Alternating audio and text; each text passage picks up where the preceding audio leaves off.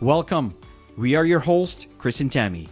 In this podcast, we dive into the mindset for networking strategies and skills you'll need to build a solid foundation to build a global business. We've built a multi-million-dollar business and have mentored thousands of people around the globe in the last 25 years. What matters in your life? What matters to you? Because a lot of us, we tend to focus in achieving certain things, but we don't really focus on what really matters, what's really important to you. So we just want to help you for you to be able to start something, right? So the perfect day question is that if there were no limitation or consequences, what would you prefer? What was your perfect average day look like? Okay. So the thing is, put aside, for example, and you need, there's some of the filters I want to share with you as you're preparing for this. Okay. Put aside the financial burden that you may be finding yourself around, or maybe where you're located, or maybe the health that you're in right now. Maybe there's some people that are kind of causing some limiting belief around you based on their mindset, based on the way put that aside as you are preparing that perfect day. Put all that aside, okay? And be mindful of some of the things that the consequences, for example, stuff that could get you in trouble. Give you some example is, for example, if you choose to eat at McDonald's every single day, right? There's consequences to do something like that, right? Never move around and never train at all. Your body's not moving day after day after day after day. When you reach 50, you got to make some decisions, some serious decisions. Because if you do the things that you were doing in your 30s and your 20s and your 40s at 50, and you keep doing these things, there will be consequences. So just keep that in mind as you choose your perfect day.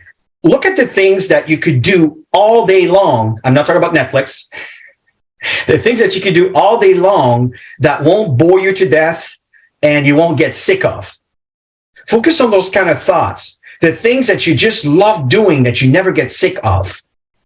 Right? So Tammy's right now I'm going to pass it over to Tammy to brainstorm on some of the questions to kind of help you to get unstuck, to help you get started. So back to you, Tammy.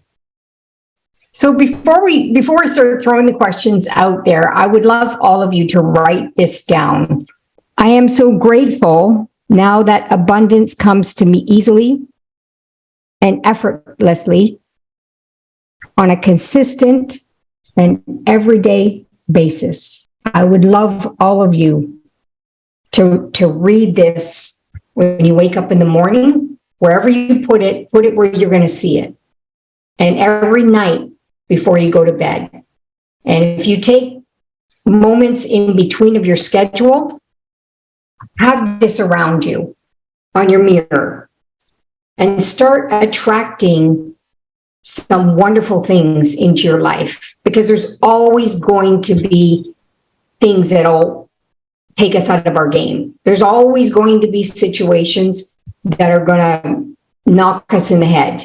And we just need to stay focused on the things that we desire to have in our lives. Okay, so we're going to go with some of the questions. What would your friends be like in your environment? The conversations that you're going to have in your environment. What would you do for personal fulfillment? What do you love to do? Most of us don't take the time to do the things that we love because we're so caught up in the things that we feel like we have to do. If you had all the resources, everything that you desired, what will you do? What does it look like for you? What life purpose would you strive towards? What is so meaningful to you that you jump out of bed to do because it brings so much joy to you? What would your business be? Dreams and goals and investment goals. I know Chris and I are on an investment path for a few years, and we love it. What is it for you? I love this one. What time would you start work if you had everything that you desired? What time would your day start? And what time would it finish? Finishing time, if it's a work schedule that you desire, not have to desire. You want to work 4 hours a week or a day? It's up to you. You make these decisions on what you want for your future. But bring it into the now as if you already got it. What are your prospects like? What are they like? The people that you're attracting in your environment, what are they like? What's your relationship like with your spouse? You can add your children, your grandchildren. What would you do for family time? What would you have for dinner?